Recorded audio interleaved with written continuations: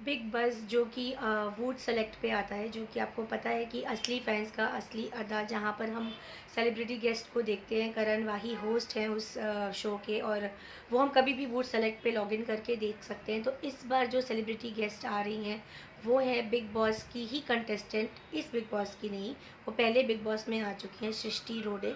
सृष्टि रोडे को हमने बिग बॉस में एक बहुत बबली चुलबुली सी लड़की के उसमें देखा था, और बहुत पॉजिटिव एनर्जी के साथ वो रही भी, और जब वो बाहर भी निकली तो बिल्कुल डिसेंसी से आउट हुई थी। तो उन्होंने ऐसा कुछ भी कोई कंट्रोवर्सी क्रिएट नहीं की थी। बहुत इंटरेस्टिंग प्लेयर थी, बहुत मज़ेदार कंटेस्टेंट रह चुकी हैं वो। तो उनके साथ करण वाही ने काफ़ी कुछ गेम्स खेले, कुछ मुहावरे पूछे, उनके साथ कुछ वीडियो कॉल्स करवाई, जिस पे पहली वीडियो कॉल पे सारा ने ज्वाइन किया। फिर उसके बाद अभी जो रिसेंटली आउट हुई हैं हमारी नैना सिंह, उन्होंने ज्वाइन किया। तो उनसे पूछा गया कि निकी और जान के बारे में उनको क्या कहना है। तो उन्होंने कमेंट किया, मुझे जान की गेम बिल्कुल नहीं पसंद है। जान इज़ एक्चुअली लाइक अ लोटा, उसको जहाँ पर भी फेंक दो, जो भी पानी उसमें भर देगा वो लोटा उसके जैसा हो जाएगा।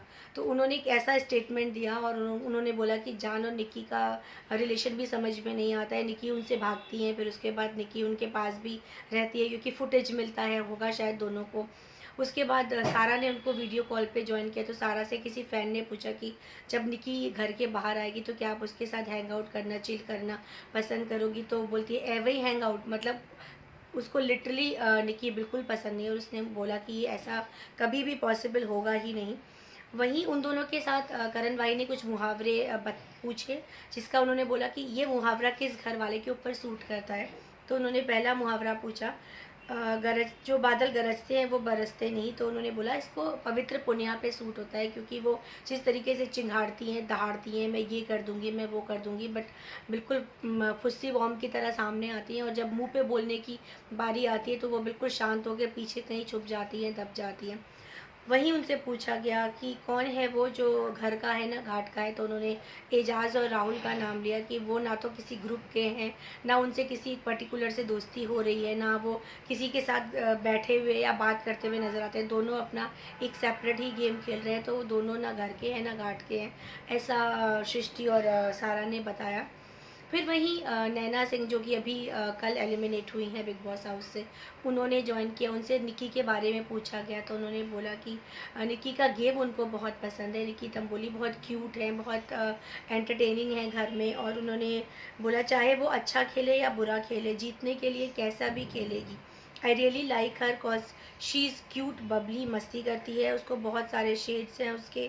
उसका सिंपल फंडा है, उससे शो जीतना है, चाहे वो फेयर करे या वो कैसे भी खेले, उसको बस शो को जीतना है, ये निकी ने बोला। और एजाज के लिए उसने बोला कि एजाज बिल्कुल भी सबसे ज़्यादा डर्टी प्लेयर है, उनके उनके ऊपर ट्रस्ट नहीं किया जा सकता। और वो जब गेम में उतरते हैं, टास्क में उतरते हैं, तो वो बहुत ही डर्टी और बहुत ही गंदगी से खेलते हैं। तो एजाज उनको बिल्कुल पसंद नहीं है। वहीं उन्होंने बोला कि रूबीना, अभिनव और जैस्मीन और निकी, इन सब पे वो ब्लाइंड ट्रस्ट कर सकती हैं। वो लोग टॉप 5 में भी देखती हैं। इनफेक्ट को उन्होंने टॉप 5 नाम बताए, राहुल, निकी, एजाज, जैस्मिन एंड रुबीना, इनको वो टॉप 5 में देखती हैं।